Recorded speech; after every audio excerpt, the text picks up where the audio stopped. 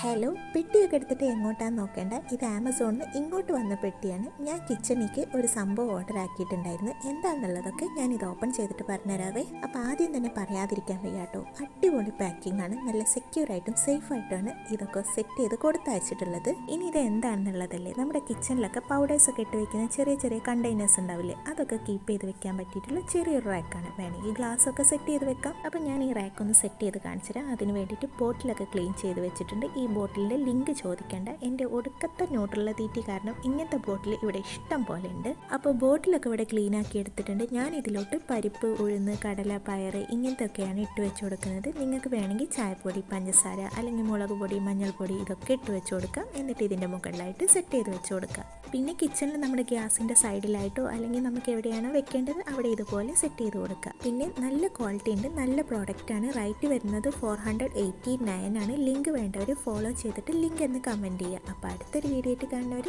Tata, bye bye.